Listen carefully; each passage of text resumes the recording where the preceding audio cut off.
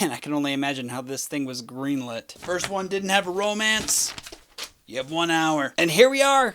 It's pretty remarkable, actually. La la la la la la la.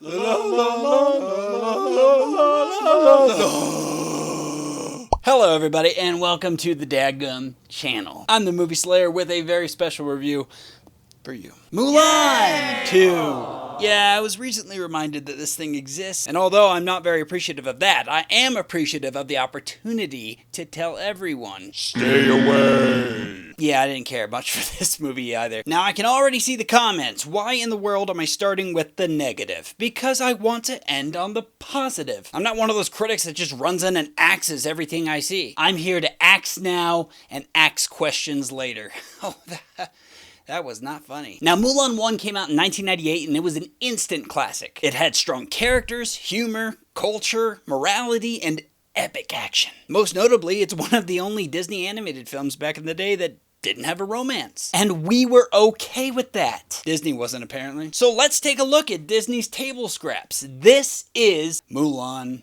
2. Characters.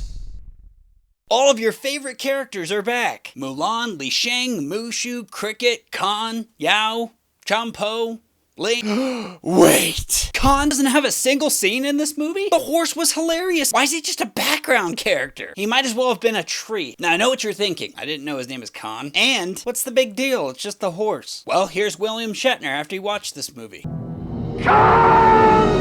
Now, besides that, the best way to describe these characters is stagnant. Now, in the first movie, they all developed in some way, and as a result, we grew attached to them. There's a disconnect in this movie, though. And the reason is they stay exactly the same as they were at the end of the last film. Nothing really changes, making the film inconsequential. We don't need it. But there is one positive, I suppose. The relationship between Mulan and Li Shang does address some things in regards to what it means to be in an extended relationship. Sometimes. They're no example by a stretch. But I was surprised a couple of times. Animation. Now, usually I would put acting in this section, but seeing as how half of the acting is the voices, I believe that actions speak louder than words. So are the mannerisms of the characters combined with the voice acting reflective of something exemplary? No. Seriously, I'm not just picking on this movie because I have to. The animation is bland, the characters walk funny, they have these weird transitions. It just has nothing on the first film. Now, as a movie that would stand on its own, sure, it's harmless. But the movie doesn't stand on its own. It's entirely reliant on the success of the first, and it shows. So I'm going to judge it off of what it was actively trying to do. Be a companion to the first film. Excuse me. Fail. Dialogue. Honestly, I looked for Stephanie Meyers as a writing credit. Not the writer, but there were a couple of lines in this movie where I was like, ow, ow. It's like if every now and then a character vomited a little bit in their mouth. Mulan, I haven't known you for very long, but I feel that doesn't matter so much when a man is in... Okay, the dialogue isn't that bad, but it is purely mushy-gushy romantic bullcrap. Other Disney movies, it's at least fairly tempered, but this movie would give even Edward heartburn. On top of that, I'm not even kidding. This movie has, like, 2, maybe 3 musical numbers, and one of them, making it half of them, or 1/3 of them, is the exact same song from the first movie. Just with crappy lyrics. Seriously? How lazy could you be? And don't give me that crap about how it pays homage to the first one. The movie's called Mulan 2. We get it already. It's Mulan. We don't constantly need to be reminded of it. Using a song from the first movie is insulting at best. Now, the movie tries to be funny, and for the most part, it falls flat. Though Ling does get kind of punny at times. Oh, come on, Your Highness. You don't want to let your guard down. Get it? Guard down? What can I say? I'm a sucker for dad jokes. I would have married him on the spot. Story. Okie dokie. Not even 10 minutes into this movie, this happens. She said yes! Actually, she said... Anyways, as soon as that happens, I'm like, okay, cool, let's have a small wedding and move past this. Nope. The whole movie is about these two trying to reconcile their relationship before they get married, and we need some bullcrap reason to keep them from not getting married so that we have an hour and a half to fill. Firstly, in reconciling your relationship, figure that crap out before you say. Secondly, if your movie has to improvise in order to fill an hour and a half time slot, don't.